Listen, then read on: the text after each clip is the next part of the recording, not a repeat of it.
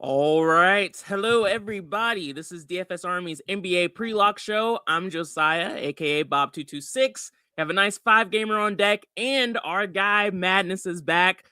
Last night wasn't my night. We had a really good thing going all week long, and then came back to reality today. Brandon Clegg, who was in the chat yesterday, he had a really good night last night, so shout out to him. How are you doing, Madness? Nice 5-gamer on deck. How you feeling, man? Feeling good. It feels like every time on this show the Bucks are playing, so feels And good. I don't want to jinx it, but we've had a lot of good nights with you on recently too. So That's right. hopefully the Bucks and you trend can stay hot. Let's go ahead and jump into the games. We have the Cavs going up against the Pistons first. Decent total here, 227.5, third highest on the slate, and a pretty close spread at 5.5 points. The tough thing about this game is that we just don't know what we don't know yet. The Cavs have guys like James Harden listed as questionable, and if he gets ruled out, Tyson becomes one of the better plays on the slate. Mobley and Allen see a usage boost too, and then we should see Schroeder start. And then we have Dean Wade listed as doubtful. That really just solidifies the forwards minutes here a bit more. Keon Ellis is questionable. He played on the 25th for like 20 plus some minutes. He's a guard primarily, but he can play at the 3-some too. But it's one of those spots where depending on who's out, it will impact how much of some of these guys we want. I feel like we will get this news, so it might not make a ton of sense to talk about now. Maybe we just come back to it when we get it. But how are you kind of seeing it? Yeah, good thing about it is first game on the slate, so we'll know about it going into lock. But yeah, I think you nailed it. I think if Harden plays, it's not really a team I'm all that interested in. I think you can still get to Jalen Tyson. I think the overarching theme here is the matchup. It's going to stink against Detroit no matter who's out there. But if Harden's out, I think we just go back to the well with Tyson, Schroeder. Keon Ellis looked great last time out. Kind of a more so of a 3-and-D guy, but he can generate some stuff offensively too. They do have Evan Mobley back in this one, which kind of complicates things a little bit. But without Harden, well, not without Harden. If no Harden, without Mitchell, I think Tyson's going to look good. Schroeder's going to look good. And Ellis, if you want some leverage, I think is the spots we want to go to. Even Craig Porter at 3,500 could be looked at. Yeah, Steven, good to see you in the chat, man. I hear you. With James Harden, I don't love this spot for him. Detroit is a really good defense for not getting a discount. He does see an increase in usage with Donovan Mitchell out. So there could be some upside here. I just don't make a habit out of playing guys against Detroit. Evan Mobley is not overly interesting to me either. He's still not really seeing too many minutes, and this price tag is still paying a premium. Again, there's a little bit of meat on the bone, but I think there's better spots on the slate. Exact same story with Jared Allen, but he does see minutes. I just always like him less when Evan Mobley plays. As of right now, Jalen Tyson's the only Cav showing up in lineups for me in about 42% of lineups, which is really a lot. And I'll have even more if James Harden gets ruled out. And Keon Ellis is showing up in about 2% of lineups. Sam Merle's showing up in about 1% of lineups. Mr. 5, good to see you, man. It has been a bit. Happy to have you back, man. And yeah, Dennis Schroeder is also a really good play if Harden gets ruled out too, but I'm not really looking at him as of right now. We locked him last time out. That went well. We did. It was a good night. Yeah, it was. But he ended up being super chalky. It was a sneaky play while we were live, but then once the news came out, everyone was on it. Yeah. All right. Other side of this game is for Detroit. The Cavs were a team we could pick on for a while because they were just playing so fast. They're starting to play a little bit slower now, so they're a little bit more league average from like a defensive standpoint and a pace perspective. For Detroit tonight, they are pretty healthy. It's still just Stewart out of that suspension. How are you looking at Detroit? I'm struggling, to be honest. Yeah, I'm kind of in the same boat. I think Cade is going to be the guy I get the most of. Mm-hmm. Well, I'm not getting a ton of these guys, so I'm actually getting the most of the wings. So can't say his name. Asar Thompson and Tobias Harris. Neither of those guys like enthrall me in any way, shape, or form. I'm actually quite mad at the Thompson minutes. I played him last time out in my single entry, and for whatever reason, played 18 minutes, didn't see this court in the second half in a close game against the Spurs. So it makes sense. They decided to go to Karis LeVert for whatever reason. So whatever. But I'm mostly looking at these guys as roster fillers. I'm never going to talk you off of Cade Cunningham and even Jalen Duren with the form he's been in. I think he has 48 DraftKings points in back-to-back games. Issue here is the matchup. Jared Allen and Evan Mobley down low. I don't hate chasing the production, but the matchup kind of takes that away. And we do have other center plays I want to get to on this slate. So I think it's just going to be filler pieces for me with Thompson and Harris. Yeah. I am going over on most of the studs on this slate because we have the value where we can do it. And so, and also like Cade and Jalen and are really kind of in that MVP race still. It wouldn't shock me if even if this game does get a little out of hand, that they really do kind of let Cade have his way and or Jaylen Brown in that next game with Boston. So I have a 25% min on Cade, trying to be over on him, even though the matchup isn't my favorite. And then Jalen Duren was almost a leverage play for me. I've had a min as high as 30% on him. But again, this Cavs defense is getting better. They're playing at a slower pace. And so that does lower my excitement. I just have a 15% min on him.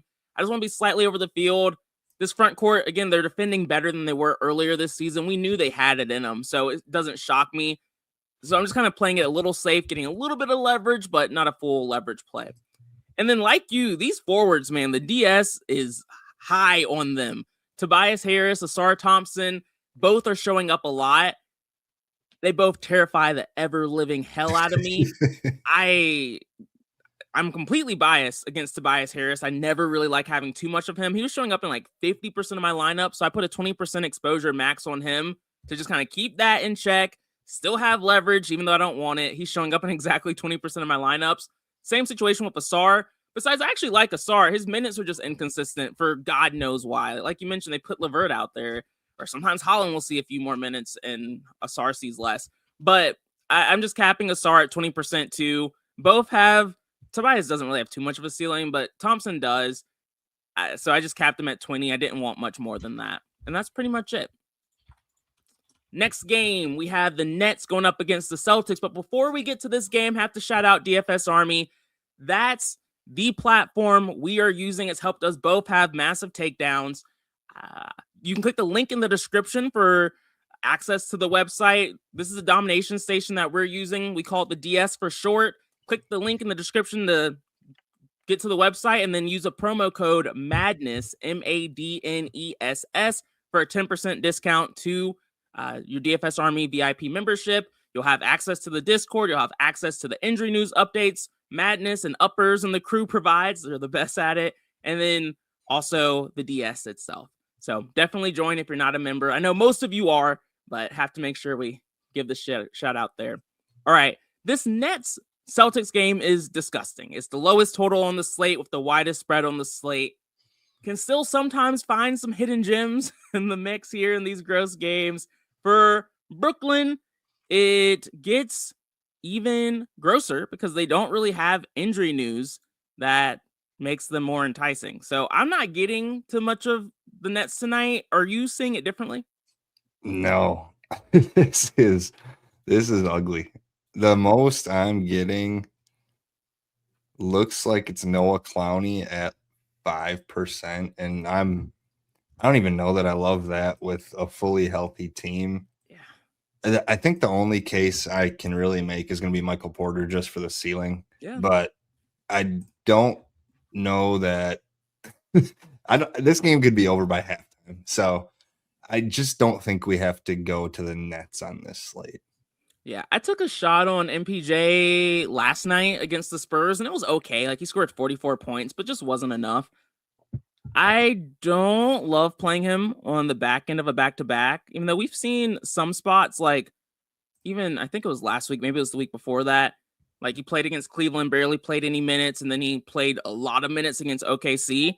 But I don't see that happening here since he played 30 minutes last night, and they should get destroyed. So it's just not a team I'm looking at. I think you're right there. All right, next up, we have the more interesting side of this game.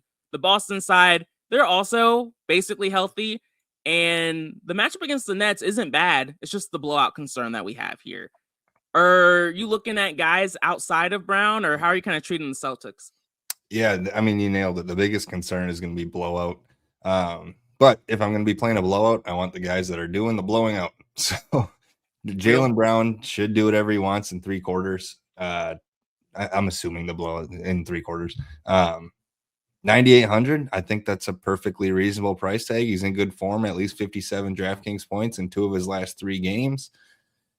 No issue with Jaylen Brown if you land on him. I don't know that I'll get there in single entry, but still kind of working that out. I think the other piece is Neemias Queta. He's seeing really consistent minutes. The trade of Nikola Vucevic hasn't really impacted his minutes. So 26 plus minutes in 3 straight, at least 33 DraftKings points in 2 of those games. Kind of got played by Nikola Jokic last time out, which, it's going to happen. So it is what it is. I think Queta looks solid here. Let's see who else I'm getting exposure to. Jaylen Brown's going to be the highest. And Queta. And then a sprinkle of Sam Hauser, apparently. Let's check him out. Yeah, I mean, if you land on him, fine. 4,800 is not exactly something I'd really want to get to, but it's going to be mostly Jaylen Brown, a little bit of Queta, and I guess if I land on Hauser, it is what it is. Yeah. I have that 30% min on Brown. Again, this is MVP race season. He's still technically in the running. And with Jokic probably not playing enough games, SGA still kind of close there, but the most likely winner.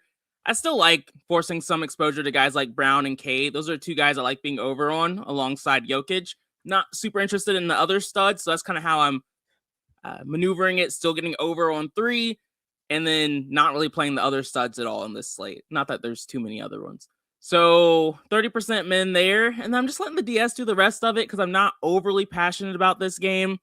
They're not showing up too much. Queta's showing up in about 10% of lineups, so we have a little bit of leverage there. Value center on this slate, but nothing special.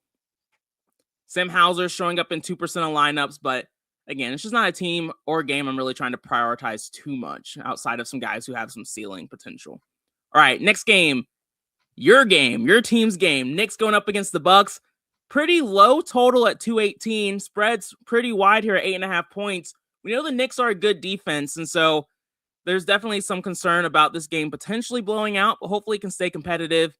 No injury news is becoming a trend for the last few games. Miles McBride is out, but he's been out for a while.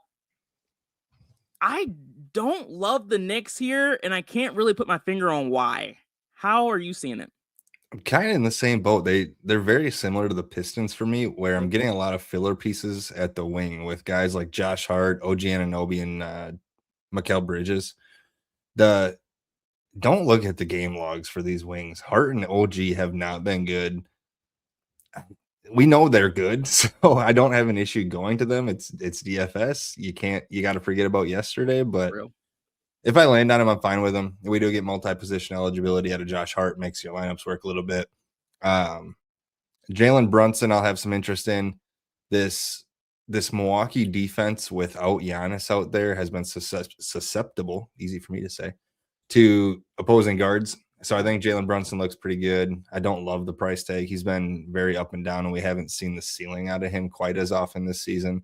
But I do like Brunson. And then Jose Alvarado, I want to get some exposure to him. For whatever reason, the Bucks get killed by these backup point guards, thinking guys like Alvarado, TJ McConnell. We saw it with Jeremy. Holy cow, talking is not my friend today. Jeremy Fears a few games ago against the Pelicans. At 3,500, I think Jose Alvarado makes some sense. I agree. I am not getting to Karl Anthony Towns. So if you want to play Towns, go for it. 8,500. This new look front court for James Harden out, by the way. This new look front court for the Bucks, where they are playing much better basketball with Jericho Sims on the court, and a lot of that is defensive and a lot of that is rebounding. He has the foot speed to get out on guys, where if you think back to the Brook Lopez days and you watch Bobby Portis lumber out and try to get to a three-point shooter, it doesn't work. So Jericho Sims is filling that gap quite a bit, and he's playing really good defense. So kind of takes me off of Towns. Revenge game for Jericho Sims too. So maybe he just clocks Towns. I don't know. Yeah. But that's kind of where I'm at. Filler pieces on the wings, and I do have some interest in Alvarado. Yeah, I like that. Alvarado wasn't someone who was really on my radar too much because there's just a lot of value on this slate. to varying degrees of how good or bad it is. But Alvarado is one that did slip through the cracks. So I think it's good to have some exposure. So I just put a 15% min on him. We will have, again, more. Tyson, he's not that cheap, is he? Tyson, yeah, he's like 5,600. So like mid-range play. But we do still have decent value options. So I just like adding him into the mix. So I'll follow you there. I don't have a strong lean on Brunson, Cat, OG. And I don't love the matchup either. So there's just nothing standing out for me here. And so I'm not forcing them in. Josh Hart was showing up in about 60% of lineups, and that was about 40% too much for me in my first run. And so I capped him at 30%. And I don't even love that, to be honest. Thankfully, it looks like, no, he is. He's still showing up at about 30% of lineups. That's fine. 30%, I still have some decent leverage if he does pop off tonight. But like you said, he hasn't been great, and this team is healthy. And that's usually not my favorite combination of trying to attack the Knicks. So I don't love this team. Just have the cap and then 15% min on Alvarado following you there. All right. The Bucks side is the one where I have a leverage play coming. But Milwaukee, again, no new injury news. They're going up against a really good Knicks defense. Ooh, NFL Degenerate said Cat is going to outscore Jokic on this slate. See, that's that balls to the wall kind of mentality. I have it sometimes, but I don't have it tonight. If that hits for you, man, you're in a really good spot. Appreciate you. Harden and Ellis are out. Tyson's gonna be in the vast majority of my lineups tonight, if not a lock. Schroeder, I like. Do we know what his injury was? Do you know off the top? I think it was his leg. Let me pull him up. I think it happened last game. Oh, right ankle sprain. Yeah. So, I mean, he's probably fine by now. I doubt we see 35 minutes out of him like we did last time out. But I still want to make sure I have some exposure to him. So we'll think about that as we go through the rest of these games. But focusing on your team, let them have their moment. I know we both love KPJ. We've been on him for like the last few weeks, ever since he's been back. Is there anyone else outside of KPJ who pops for you? I had to adjust him, but I think Jericho Sims is really sneaky at 44. You're bought into this Jericho Sims narrative. All right. So 29 minutes in back-to-back games, double-digit rebounds in both of those games, fell just short of a double-double against Miami. At least 27 DraftKings points in both of those games. Doc Rivers is committed to Jericho Sims, and if he's going to be out there, this pick and roll sprint to the basket lob offense that him and KPJ are running right now, it's working, and it won them the game against the Cavs. We saw that they played for the alley-oop to Sims, and it got KPJ. It wasn't an open shot, but it got him a shot. So I think he's really sneaky. He's not getting any sort of ownership. So you're going to be very unique if you play him. It's risky. So don't do anything crazy here and just lock Jericho Sims. But I'm going to have some Jericho Sims, because if he does put up 27, 28 DraftKings points at 4,400 at no ownership, he's going to get you there. So I like Sims. I think you nailed it with KPJ. I'm just going to keep going back to him. The guy is doing everything. He had 5 steals at halftime last time out. So at least 46 DraftKings points in 3 straight games. He's getting buckets. He's getting boards. He's getting assists. He's getting steals. He's getting a block or two a game too. So 8,600. I get the price tag is up. It's a tough matchup, but I just got I got to keep printing money. Yeah. Mr. 5 said, would you suggest 10 to 15% of Sims, or like, what's your thought process there? I think that's perfect, actually. I don't want to go much higher than that, but I think just getting a little bit of exposure to him is smart. The front court of the Knicks doesn't scare me. Mitchell Robinson is a fine defender. Cat certainly doesn't scare me. But I think 10 to 15 is appropriate, and you will be massively over the field at 10, 15%. Yeah. I never crap on guys who are less than 1% owned, because especially the ones who have shown upside, and Sims has shown 30+ point upside multiple times this season. So taking your shot at it, never going to crap on that. I, like you mentioned, KPJ's a leverage play tonight. Tough matchup. The other spots, I was like, I just don't understand why he's not seeing higher ownership. Here, I understand why he's not seeing more ownership. This is a tough matchup for him, but we've seen KPJ overcome tough matchup this season. The only time we haven't seen him overcome those tough matchups is against OKC, and OKC is an elite defense. New York, they are too, but there's levels to it.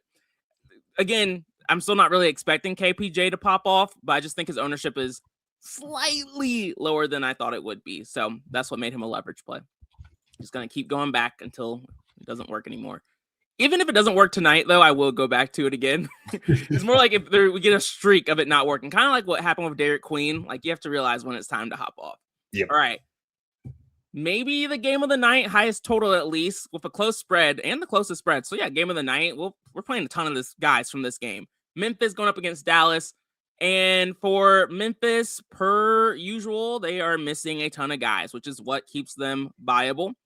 Ty Jerome is doubtful, so that's why you're seeing a boost to guys like Javon Small, Cam Spencer, Scottie Pippen, all those guys, even Walter Clayton Jr., all those guys are going to see minutes with him out. And then Kyle Anderson has been in and out all the season, basically. And so that's just a boost to the forwards and bigs. I love this team. Who are you playing for Memphis? I think they actually waived Kyle Anderson. What did they? Did they? Oh, yeah, they went and got Taj Gibson's old ass. I mean, you switch one chart in for another. It's basically the same. Right. Yeah, but from the Memphis side, you nailed it there. Again, shorthanded. And the big piece of that is this game is supposed to stay close against a similarly bad current state Dallas team. So they're going to look great. I would expect a starting lineup something close to Spencer, Small, Wells, Gigi Jackson, and Prosper. Prosper's their only real big. I guess they could go to Taylor Hendricks. Yeah, he's somewhat of a big, but you said Spencer, Small, Wells, Jackson, and Prosper, right? Yep. Okay, yep, that's my guess. But I still think he can get to Scottie Pippen off the bench, and if he starts, great. Small is going to be a core play. 4,700 should start. He's going to look great. Those are going to be my top two between Small and Pippen. I don't care if Pippen's off the bench necessarily with, what do they have? 10 available bodies. A lot of those are guards, which is a little bit concerning, but I mean, Pippen's done enough in short, playing mid 20 minutes at best. He's done enough in those minutes. So I do like Pippen. I think Small is going to be the major stand, and it's not going to be sneaky. He's going to be chalk, but I'm not getting as much of it as I originally thought I would. But Small, Pippen, Gigi Jackson, I always like Gigi Jackson. He's not afraid to go out there and shoot. So I do like Gigi Jackson, and that's kind of my top three. And then I'll just fill in pieces with Taylor Hendricks, Prosper, and probably Jalen Wells. The rest of the team, I'm not all too interested in. Even if Cam Spencer starts, I don't love the price tag.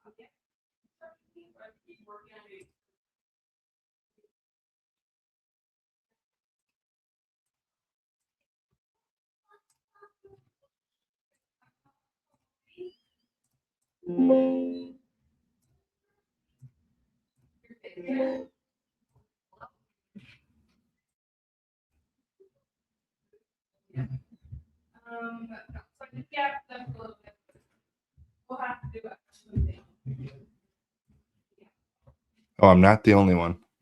We can't hear you. Oh, I've been on there mute we go. Whole time. There we go. Everyone's like, can't hear anything. I was having a really good rant too. I was feeling good about it. I thought it was me because I lost sound. No, my bad, y'all. My bad.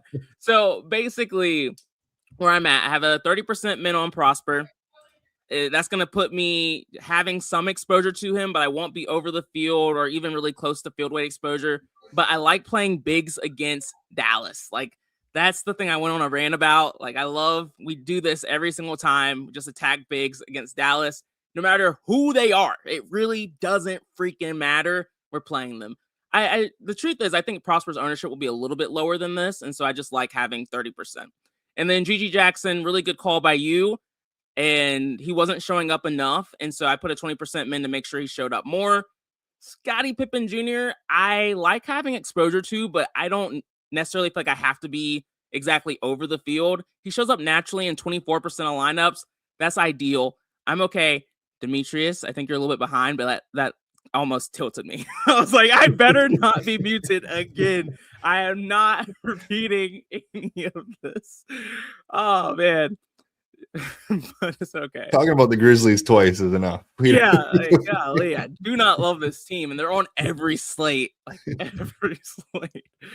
And they always have so many guys injured, and we're just playing these bums. But Scottie Pippen, because they have so many guards, he's probably not my least favorite, literally, but just for DFS, he's the most expensive, seeing a lot of ownership. And so I'm just not going to force myself to match that. Then let's see who else is showing up. We have a little bit of Max Christie. Looks like we'll be a little under the field there, but at least he's still present. Taylor Hendricks is showing up in about 7% of lineups. What are your thoughts on Taylor Hendricks? I think he's fine.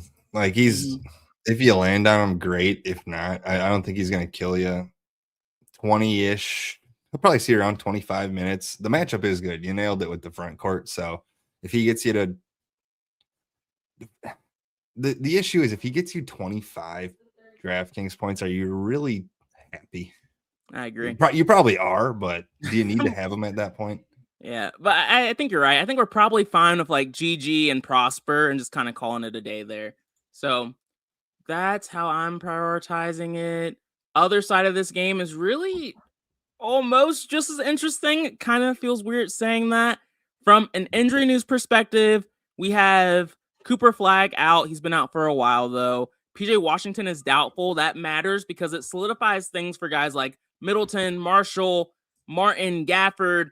The Gafford play, I didn't really understand too much at first, but I realized he hasn't been playing too many minutes in some of the last few games, but that's been while PJ Washington's been playing. This is really the first time we've seen PJ Washington out while Gafford is playing alongside. So we should see a few more minutes than we've been seeing out of Daniel Gafford. So that made that play make a little bit more sense for me. Klay Thompson's doubtful. So that's why you're seeing guys like Christie and Brandon Williams seeing a few more minutes from like a projection standpoint. And Caleb Martin is doubtful, which also boosts Christie and Williams up some. I didn't realize Caleb Martin was doubtful, but that's what my notes said. What are you doing with the Mavericks? Yeah, this is my favorite side of the game and probably my favorite team on the slate. I'll have Gafford and Williams, Brandon Williams, both as core plays with how short-handed they are. So Gafford's going to start. No Bagley is important. With PJ Washington on top of that, he's not going to see 30 plus minutes in all likelihood. It's just not what he really does. Now the opportunity is there, but at 4,400 in a great matchup, he's a good point per minute guy. He is very handsy, which is concerning, but I think he looks great at that price tag. Brandon Williams should start. I like him. He's been awesome this season when he's given the opportunity, so he's going to look great. Najee Marshall, I think, looks awesome. He's been much more aggressive on offense since they traded AD and kind of went into full-blown tank mode. 58 DraftKings points last time out. That is obscene for Najee Marshall, but in the current state of this team, he's going to look good. And then I do like Max Christie. No Klay, like you mentioned, no Caleb Martin. So he should play about 30 minutes. Not a guy that's going to blow you away by any means, but does have some upside. And then Chris Middleton did bounce back last time out. So he was injured in the previous game, only saw 14 minutes. He got up to 33 minutes again. The price tag is climbing, which is the only reason he's not, going to be super, super popular, but he is drawing ownership. And I think it's warranted. So I think he's a fine play too. And who was that last guy you just mentioned? Chris Middleton. Okay. Yeah. I agree for where I'm at, and we'll see once this run finishes. Najee Marshall and Daniel Gafford are showing up in a lot of my lineups, and I like that. I think they're good plays on this slate, and you can see it. They're my Well, Najee Marshall right at 89%, Daniel Gafford at 70%. Two guys I'm really high on. Like you mentioned, there is some risk. Gafford gets a little handsy, so I'm okay with him not being in that 80% territory, but 70%, I get it. Brandon Williams is showing up in 89% of my lineups. He's been good. He always makes me a little bit more nervous than some of the other guys on this team because his minutes can get weird. But with the guys they have out, like you mentioned, he has every opportunity to do well, and it's a good matchup. So eating that chalk, have a ton of the Dallas guys. And those are the main three. I have like 3% AJ Johnson, but nothing that I think really will shake up the slate. What were your thoughts on Tyus? It looks like he at least projects well. I was curious about that. Let me see how much I'm getting of him. I have 1% Tyus Jones, and I think I'm okay with that. I think I would rather get to min price AJ Johnson, honestly, in that price range. Let's see. So AJ Johnson saw 15 minutes, got 15 DraftKings points last time out. He's a former Buck, so maybe a little biased there. But I don't. If Tyus Jones and AJ Johnson see the same amount of minutes, I think AJ Johnson sees more production. I don't think I'll be in that range all that much. Do you know off the top how much time did Tyus see last game? 12. Huh. Tough. Interesting. If there was an ownership difference, I would have a strong lean. But they're the exact same ownership. I think it's because people just don't know. I'm kind of tempted to do like a 10% min on both because they just don't have enough guards, and they usually don't love playing Brandon Williams more than 30 minutes. And so it should be a Tyus or AJ Johnson value play. It's just hard because they're both relatively new here. So I think I will, at least for now, put a 10% min on both and kind of see what that does to lineups so you get a mixture. It would be good to, ideally they won't show up in the same lineup, but I'll have to look at that, maybe set a rule. And then what, did you do anything? Are you getting much Christie? Yeah, I think he's a solid play. Without Clay and Martin, he's a nice price tag. He's going to play around 30 minutes. He's not going to do anything crazy, but I mean, we've seen it before. We've seen it with both the Lakers and the Mavs since he came over post the Luka trade. After the Luka trade, he was looking like a great value for them. So I do like Christie in the mid 4K range. So I think he's worth it. All right. So it looks like I have about 21% Max Christie. So I'll be under the field, but at least he's present. And then Chris Middleton, I'm right at field weight exposure, which honestly, they're my two least favorite guys here. So I'm okay with that situation. And then let me see. I don't think I ran up those mins yet. I'll have to come back and make sure they're not looking or showing up in the same lineups. All right. Last game on the slate. One where, of course, there's some important Q tags. For Denver, Jamal Murray is questionable. If he gets ruled out, that's a huge boost to Jokic, and other starters see a usage boost increase as well. Tough matchup here, though, going up against the Thunder. Spencer Jones is questionable if he's out. A boost to literally the other role players here. Think like Bruce Brown, Tim Hardaway Jr., even Strother, Jalen Pickett, literally the exact same story. He's questionable, and those same guys would benefit if he gets ruled out. What are you doing with this team? I think everyone's looking at Jokic tonight. Yeah, I think it's just Jokic for me from the Nuggets. We have the value tonight, so I just don't overthink it if you do get to him. I mean, he's just a monster. We saw 91 DraftKings points earlier in the week. If he drops 91, you're going to need him plain and simple. If he gets to 70, you probably need him. So yeah, I think you got to get to Jokic if you can, and we do have the value to get there tonight. I'm fine with Jamal Murray. He's probably the only other Nugget I'll get to that isn't just a filler in 1% of the lineups, but it's not going to be a lot of Jamal Murray by any means. So it's really just going to be Jokic for me.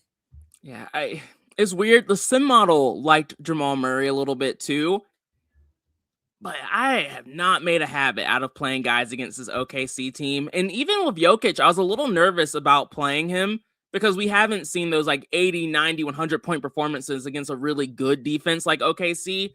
But he does have like that 65, 75 point upside against a really good team like OKC. We have seen that. Even 80 point upside we've seen in the playoffs and things of that sort.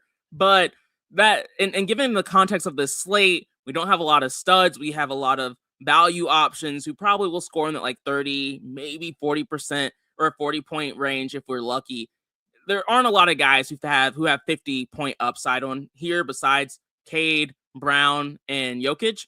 And so those are the three I wanted to prioritize, and we can do that with the value we have. So just kind of bit the bullet, even if I don't love the matchup, to make lineups work on this slate. And I didn't do anything to anyone else. Like you said, you like Jamal Murray somewhat. Simoto liked him too, so I'm never going to argue against that. But I didn't get there. All right. Other side of this game, my favorite team to see on every slate, the Oklahoma City Thunder.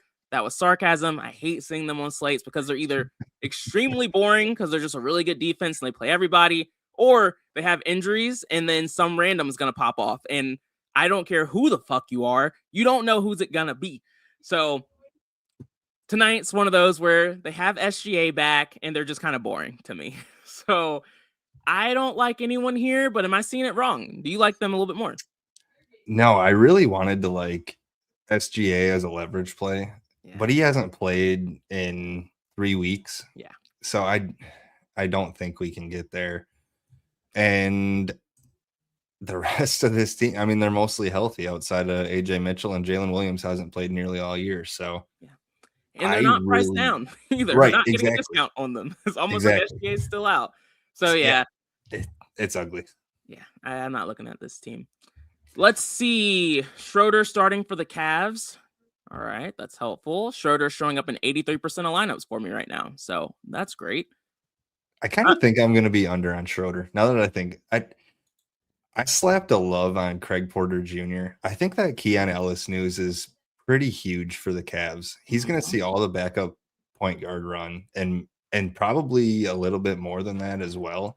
And if this game does get out of hand, I get it. The Cavs are good. The Pistons are probably better with the current state of the Cavs.